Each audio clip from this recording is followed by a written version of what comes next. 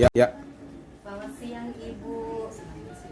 Ibu Kepala Sekolah SMP Negeri 1 Kuala Selatan. Iya benar.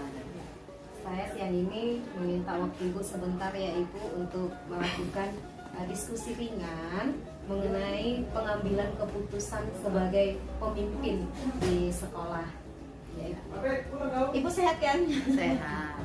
Iya. Boleh kita mulai ya Ibu? Iya silakan. Saya ingin bertanya Bu, yang pertama, selama ini bagaimana Ibu dapat mengidentifikasi kasus-kasus yang merupakan dilema etika atau bujukan moral di sekolah?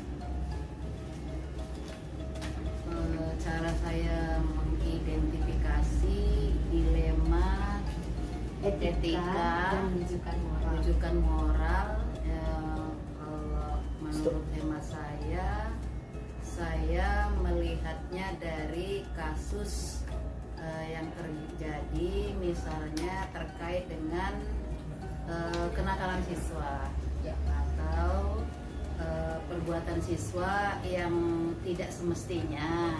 Nah, itu kan ada dilihat dari kebenarannya dan rasa simpati kita, Kepedulian terhadap kita siswa. terhadap siswa. Baik Ibu, yang kedua, selama ini bagaimana Ibu menjalankan pengambilan keputusan di sekolah, terutama untuk kasus-kasus di mana ada dua kepentingan yang sama-sama benar atau sama-sama mengandung nilai kebajikan. Misalnya kasus ini ada nilai keadilannya, tapi juga ada nilai rasa kasihan gitu. Ya, saya sebagai kepala sekolah, khususnya di SMP Negeri 1 Kuala Selatan ini, tentu saja saya kan tidak sendiri. Saya memiliki orang-orang yang setia terkait dengan menjalankan tugas, yaitu wakil kepala sekolah, baik wakil kepala sekolah urusan kurikulum, urusan kesiswaan, dan punya guru BP. Ya tentu saja kita melibatkan mereka, karena macam manapun di sekolah ini, kalau saya sebagai pimpinan kan melihat sesuatu itu setelah dipucuk. Namun di awal-awalnya kan mereka yang melihat, jadi tentu saja saya berkoordinasi dengan mereka, baru saya ambil keputusan. Baik, itu berarti ada terjalin kolaborasi Iya, ya Bu di kolaborasi. sekolah dalam pengambilan keputusan. Betul. Baik Ibu. Jadi langkah-langkah atau prosedur seperti apa yang biasa Ibu lakukan selama ini? Yang biasa saya lakukan terkait dengan pengambilan keputusan itu, tentu saja yang pertama saya pelajari dulu apa sebenarnya masalah yang terjadi. Yang kedua, ya saya pertanyakan dengan wakil-wakil saya ini, bagaimana pendapat mereka, apa yang terjadi sebenarnya mereka. Kemudian baru kita putuskan. Untuk kebaikan, tentu saja untuk kebaikan si anak, juga untuk kebaikan sekolah. Berarti pertama mempelajari kasusnya ya Bu. Iya. Kemudian dilakukan diskusi ya, untuk pengambilan keputusan. Iya. Berarti selama ini tidak langsung Ibu diambil keputusannya secara mandiri, seorang diri sebagai pemimpin gitu ya Bu? Tidak, karena kan itu ada sebetulnya ada hierarkinya. Iya. Itu yang pertama, kalau ada masalah itu kan harus siswa itu sama guru mata pelajarannya dulu. Nah, nanti guru mata pelajarannya baru nanti ke wali kelasnya.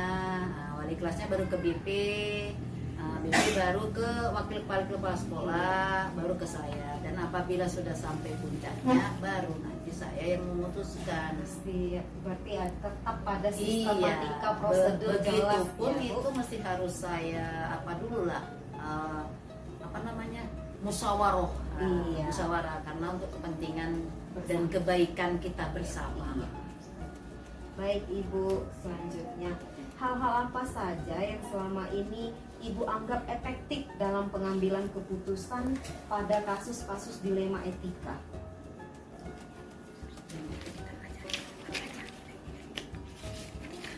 Kalau menurut hemat saya, supaya efektif dalam pengambilan keputusan, pertama itu harus saya tanya dulu yang bersangkutan. Nah, yang bermasalah itu saya tanyai dulu untuk final answer. Kemudian baru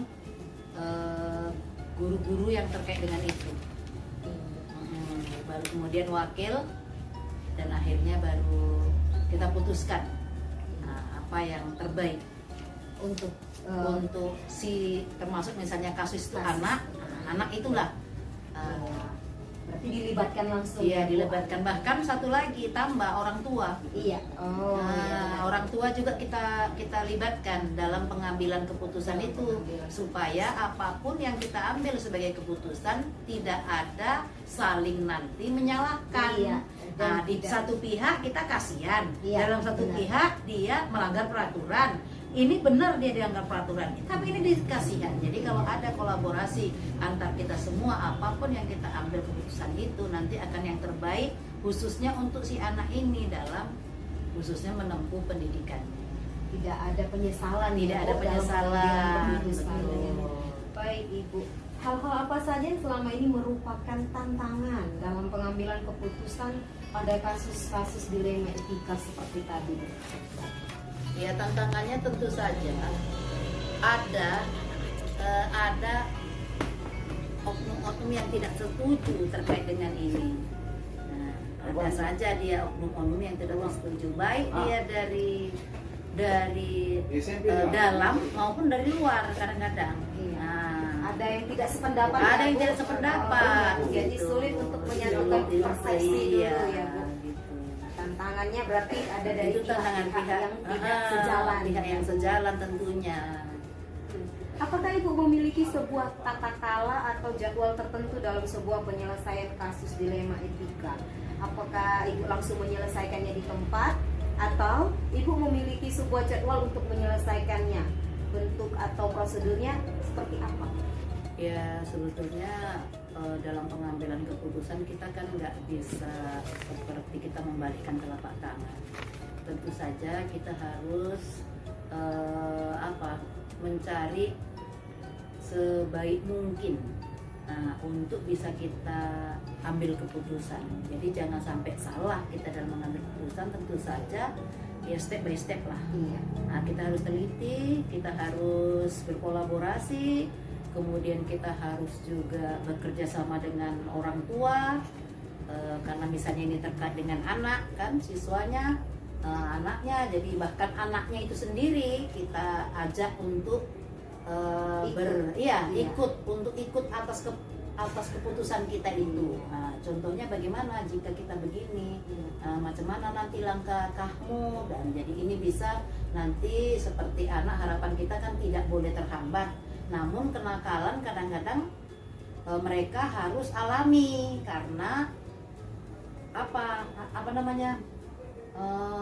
gangguan-gangguan dari luar lingkungan kita ini kan, padahal mereka tidak usia anaknya penasaran gitu. Jadi padahal itu menjadi problem bagi anak ini gitu. Jadi ya itulah hierarkinya, tidak ada dia step by stepnya supaya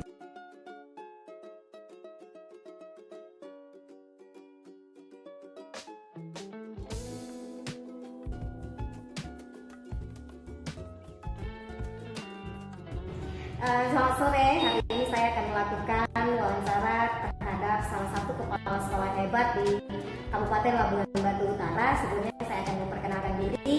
Saya Sri Afriyani Sinaga, CGP Angkatan 5 dari Kabupaten Labuhan Batu Utara. Saya mengajar di SMA Negeri 1 Kuala Bulu, dan saat ini bersama saya Ibu.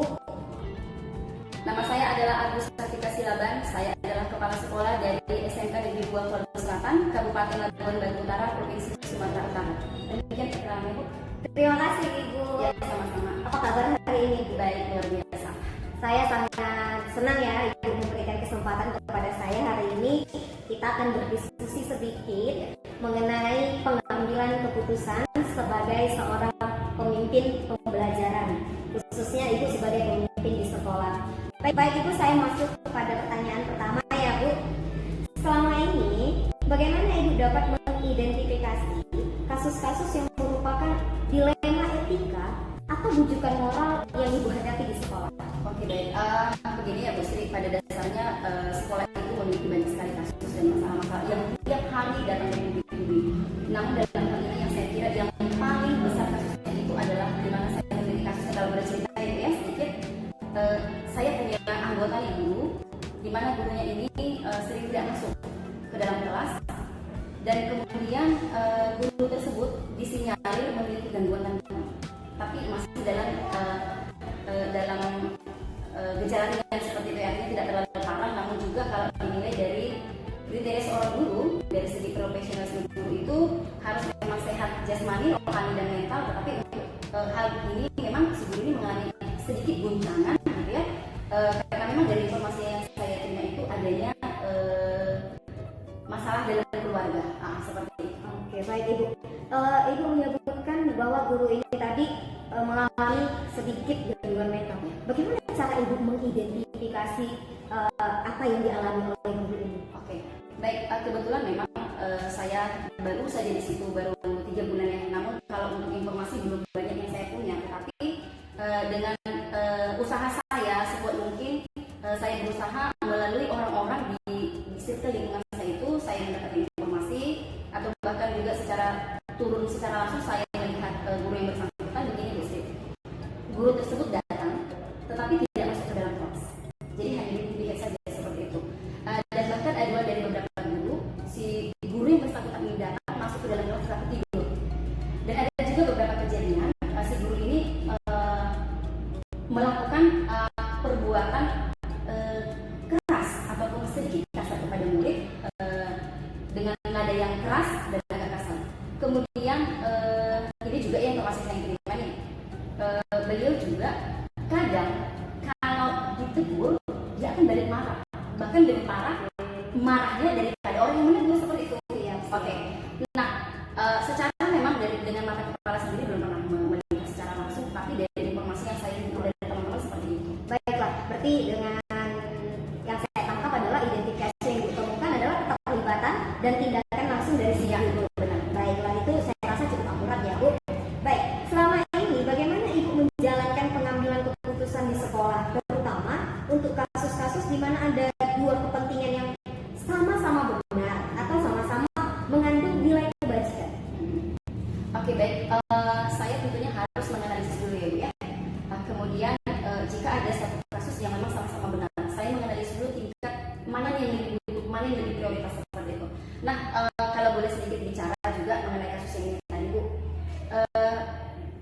pihak ataupun uang kasih kurikulum saya tentu punya dilema dong dalam hal ini. Artinya secara langsung yang menangani guru bersangkutan adalah wakil kepala sekolah bagian kurikulum. Beliau datang kepada saya meminta si guru ini diberhentikan. Namun kemudian saya juga harus menghimpun sebanyak-banyaknya informasi dan juga melakukan prosedur yang memang sebagaimana mestinya. Saya juga harus memanggil ini guru, saya harus melihat dengan mata kepala sendiri, kemudian saya juga akan melakukan BAP, pertama, kedua, ketiga, teguran seperti itu ya Bu ya. Jadi dalam hal ini saya tentu harus mempelajari dengan benar-benar, jadi tidak hanya sebatas katanya gitu ya, tapi harus memang ada bukti yang autentik gitu ya. Kemudian saya juga begini Bu, mempertimbangkannya sejauh ini memang ada beberapa sisi negatif dari guru yang bersangkutan, tetapi itu tadi Bu, kembali kepada nilai kebajikan yang memang harus kita pertimbangkan gitu ya. Jadi itu yang merupakan suatu pertimbangan bagi saya, tidak secepat itu mengambil keputusan. Seperti itu. Nah, berarti Bu, jawaban Ibu ini sudah mencakup pertanyaan saya selanjutnya nih kan. Ada langkah-langkah dan prosedur. Jadi langkah yang Ibu beri, yang Ibu terapkan itu adalah melakukan kolaborasi dengan bawahannya Ibu, gitu kan. Kemudian Ibu juga melakukan maksud saya melakukan prosedur yang sudah ada, yaitu Ibu langsung bertemu dengan guru. Jadi tidak hanya setelah Ibu menerima informasi, lalu informasi tadi disesuaikan dengan faktanya. Jadi tidak hanya menerima ya Bu. Baik Ibu. Selanjutnya Ibu, hal-hal apa saja yang selama ini Ibu anggap efektif dalam pengambilan keputusan pada kasus dilema etika ya, contohnya yang Ibu hadapi sekarang? Oke, hal-hal yang efektif ya Bu ya dalam pengambilan keputusan itu adalah saya kira pertimbangan yang penuh, itu sudah pasti. Melibatkan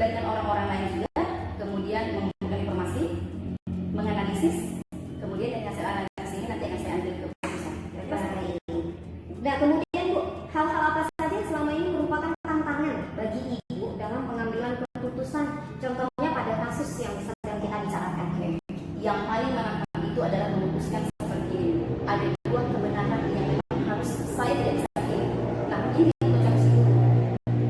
Benar si guru ini jiwanya terguncang dan memang tidak layak untuk menjadi seorang guru yang sesuai dengan memang kode etik guru. Itu benar apa adanya. Tetapi kemudian juga Bu, menganalisis kepada nilai kebajikan yang ada dan tentunya ini berasal dari hati ya. Karena memang dari informasi yang saya terima ini si guru ini sudah single parent. Dari penghasilannya guru ini yang digunakan untuk menghidupi dirinya dan keluarganya, muncul rasa kasihan dan juga dari hati saya. Sehingga juga benar bagi saya untuk memerdekakan dia dalam memperoleh kehidupan seperti itu. Jadi ini juga menjadi suatu yang saya anggap benar dan benar sehingga ini merupakan tantangan bagi saya dalam mengambil sebuah keputusan. Tantangan yang sangat hebat ya, luar biasa ya, gitu ya. Nah, Bu, apakah Ibu memiliki sebuah tata cara atau jadwal tertentu dalam penyelesaian kasus dilema etika? Misalnya ketika ada masalah, apa Ibu langsung mengambil keputusan atau Ibu merefleksikannya dulu atau mengambil waktu begitu untuk memikirkan keputusan apa yang paling tepat? Tentu saya harus menyediakan waktu, harus saya jadwalkan dulu ya. Tetapi walaupun Bu Sri begini, jadwal itu tidak seperti prosedur pelajaran. Ya, Misalnya Bu, hari Senin jam sekian bukan, tapi saya harus terjadwal dulu mengumpulkan informasi. Saya kasih rantangan waktu, misalnya seminggu sampai 2 minggu. Kemudian saya menganalisis ini misalnya 2 minggu ke depan. Saya panggil dia. Jadi ada rentetan waktu memang yang harus kontinu. Nah, tentunya waktunya itu memang harus ada, gitu ya Bu ya. Berarti Ibu melihat dulu apa yang bisa dilakukan, kemudian tindak lanjutnya apa. Ya, benar sekali. Nah, adakah seseorang atau faktor-faktor apa yang selama ini mempermudah atau membantu Ibu dalam pengambilan keputusan, khususnya dalam kasus-kasus dilema etika seperti yang Ibu hadapi? Oke, baik. Jadi saya kaitkan juga dalam kasus ini aja dari dulu ya Bu ya. Yes. Oke. Tentu saya melibatkan orang-orang. Yang pertama adalah wakil kepala sekolah bagian kurikulum karena memang itu langsung berada di atasnya. Kemudian saya melibatkan piket harian karena dia nanti akan mengkoordinir setiap kelas yang kosong termasuk guru ini kapan tidak masuk. Kemudian melalui bantuan ketua kelas. Jadi kami juga koordinasi dengan ketua kelas. Kira-kira guru ini masuk atau tidak, atau guru ini mengajar sesuaikah dengan tujuan pembelajaran seperti itu. Dan kemudian saya kira juga ini harus melibatkan pihak-pihak dari internal atau eksternal ya. Kalau internal tadi yang saya ceritakan berasal dari dalam lingkungan sekolah sendiri. Kemudian kalau eksternal sejauh ini kita melibatkan orang tua si guru ini. Jadi kita panggil orang tuanya, kemudian kita tanya bagaimana kondisi psikologi si guru dan memang ada pengakuan begitu. Jadi pengakuan orang tua sebagai faktor pendukung eksternal juga kami bisa merupakan suatu sumber informasi yang memperkuat kami untuk dapat mengambil sebuah keputusan. Wah, ini luar biasa ya Bu. Biasanya orang tua siswa yang dipanggil ya, ini orang tua guru juga. Tapi luar biasa kolaborasi yang dilakukan itu sudah sangat komplit ya menurut saya. Ada guru, kemudian ada WKS, kepala sekolah yang turun langsung, dan kemudian juga siswa ya terlibat langsung dan juga eksternal tadi orang tua. Ini luar biasa. Baru pertama nih Bu saya tahu kasus guru ya, kepala sekolah melibatkan orang tua gitu ya. Baiklah Ibu, kita sudah sampai kepada pertanyaan terakhir dari wawancara kita hari ini ya.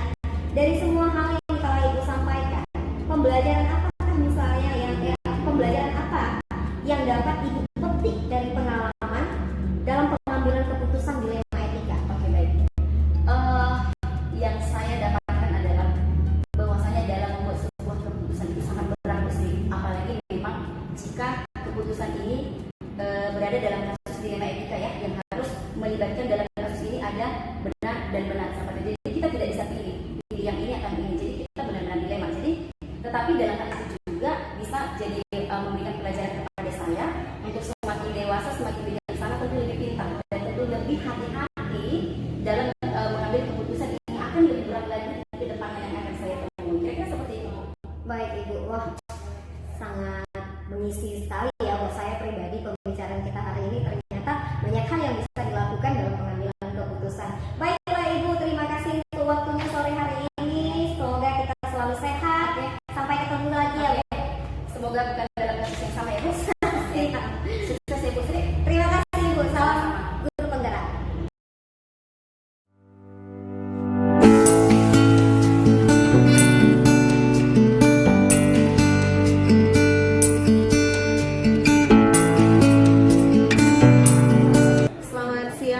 Ibu hebat di seluruh tanah air. Hari ini saya akan melakukan demonstrasi konseptual mengenai pengambilan keputusan oleh pemimpin pembelajaran, khususnya pemimpin di sekolah. Sebelumnya saya ingin memperkenalkan diri. Saya Sri Apriani Sinaga, saya CGP dari Kabupaten Labuan Batu Utara, dan saat ini bersama saya Bapak Kepala Sekolah SMA Negeri 1 Kuala Lulu, Bapak Suyanto, yang akan menjadi narasumber saya dalam kegiatan ini. Terima kasih Bapak waktunya. Apa kabar Bapak hari ini? Sehat. Kita akan diskusi sedikit ya Pak tentang pengambilan keputusan selama Bapak menjabat sebagai kepala sekolah di lingkungan sekolah kita, yang nantinya adalah keputusan-keputusan yang Bapak ambil. Saya akan bertanya bagaimana prosesnya begitu ya Pak. Kemudian kasusnya adalah tentang dilema etika yang selama ini ada.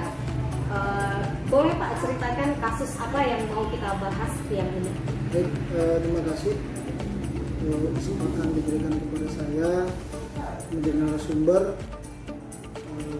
guru saya, yaitu Ibu Sri Indra. Untuk beberapa waktu ini tentu fokus kita itu terhadap penyelesaian kasus siswa, misalnya tentang kedisiplinan, keterlambatan siswa, kemudian ketidakhadiran. Namun kasus sekarang yang selalu kita hadapi adalah bagaimana kita mengupayakan berkurangnya siswa yang merokok di sekolah, kemudian siswa yang menjual rokok di sekolah. Tentu hal ini menjadi tugas kita bersama, baik saya sebagai pimpinan, kemudian guru-guru, wali kelas, dan guru BP. Perjalanan ini sudah berlangsung beberapa waktu. Tentu kita sudah mengambil banyak kebijakan terkait dengan hal tersebut. Jadi fokus utama kita pembicaraan hari ini adalah bagaimana kita mengupayakan siswa yang merokok itu teratasi, berkurang, kemudian bahkan mungkin sama sekali tidak ada yang merokok di sekolah. Saya pikir. Oke Bapak, berarti kasus kita adalah tentang penanganan terhadap siswa yang merokok di sekolah, bahkan ada yang menjual rokok di sekolah ya Bapak. Baiklah Bapak, selanjutnya saya akan menanyakan beberapa hal nih Pak terkait kasus ini ya. Bagaimana Bapak dapat mengidentifikasi bahwa kasus itu adalah dilema etika gitu Pak? Baik, tentu identifikasi itu yang pertama kita bentuk tim yang selalu mengawasi langsung ke lapangan. Kemudian tim ini juga bekerja sama dengan wali kelas. Setelah nanti kita mengidentifikasi laporan cukup jelas, mungkin ada bukti-bukti yang konkret, maka kita akan langsung menyampaikan hal tersebut kepada BP untuk memproses, kemudian memanggil orang tuanya. Oke Bapak, berarti harus ada fakta ya Pak yang ditemukan di lapangan, ada tim yang mengelola itu, lalu kasus itu bisa teridentifikasi. Baik Bapak, pertanyaan selanjutnya dari saya. Saat Bapak mengambil keputusan di sekolah, terutama untuk kasus-kasus yang ada dua kepentingan yang sama-sama benar dan sama-sama mengandung nilai-nilai kebajikan begitu ya Pak, apa yang Bapak lakukan? Pertama tentu tadi di awal sudah saya sampaikan, ada tim yang dibentuk untuk mengidentifikasi masalah ini. Kemudian kita memanggil beberapa pihak, kita panggil kesiswaan, wakil kesiswaan, kemudian wali kelas, kemudian guru BP, kemudian saya sendiri, dan beberapa yang kita anggap dapat memberikan saran dan masukan.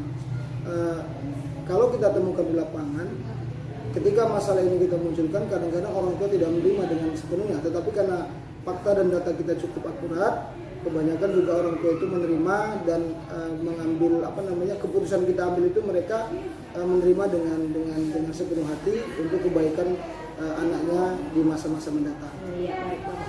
Jadi ini kalau dalam prinsip ya Pak, prinsip pengambilan keputusan, Bapak sudah mengkolaborasikan ya dengan berbagai pihak, lalu Bapak berbasis dengan hasil akhir. Iya, berpikir berbasis dengan hasil akhir. Artinya Bapak memikirkan apa nanti yang akan dilakukan, keputusan ini berdampak seperti apa dan orang tua bisa menerimanya seperti apa. Tapi dengan langkah-langkah dan fakta ya Pak, artinya kita berjalan dari fakta, artinya tidak ada lagi penolakan. Jadi tidak ada hal-hal hal yang tersembunyi ya, semuanya di transparansi dengan langsung, orang tua juga dilibatkan langsung. Baiklah Bapak, langkah atau prosedur apa yang biasanya nih Pak, yang biasanya bukan hanya dalam kasus ini aja nih, yang biasanya Bapak ambil untuk membuat suatu keputusan? Baik, langkah tentu kita kembali kepada tata tertib yang kita buat di sekolah. Kita tetap mengacu kepada tata tertib tersebut sehingga kita tidak lari di koridor. Artinya gini, ketika kita menangani siswa, kita ambil tata tertib yang mana yang sesuaikan dengan siswa tersebut, sehingga ketika kita mengambil keputusan itu ada dasar hukum yang kuat. Sehingga nanti ketika ada hal-hal lain pihak lain yang melakukan komplain terhadap hal tersebut, kita dapat berdokumentasi sesuai dengan aturan tersebut. Oke Bapak, berarti ada rule ya Pak, ada peraturan ya. Ada peraturan. Berarti kita tetap berbasis pada peraturan. Setiap hal atau pelanggaran yang dilakukan kita lihat ke aturan kembali. Baik, luar biasa Bapak. Jadi Bapak, dari langkah-langkah itu hal-hal apa saja yang selama ini Bapak anggap paling efektif nih dalam mengambil keputusan? Pertama, tentu keputusan itu kan ada tingkatan. Tidak langsung kita mengambil satu keputusan yang mengikat akhir siswa tersebut dapat belajar di sekolah kita ini. Yang pertama, ketika kasus itu kita identifikasi berat dan ringannya, maka langkah yang kita lakukan, siswa membuat perjanjian yang diadu orang tua, ditantang orang tua, dan apa sanksinya ke depan. Namun ketika nanti memang kasusnya berat, kita mengambil kembali kepada aturan yang sudah ditetapkan. Apakah dia tetap di sekolah atau kita perintahkan atau kita rekomendasikan untuk mencari sekolah yang baru sehingga mungkin suasananya berubah di sekolah yang baru daripada tetap di sekolah kita yang saat sekarang ini. Gitu. Berarti tidak seperti ini ya Pak.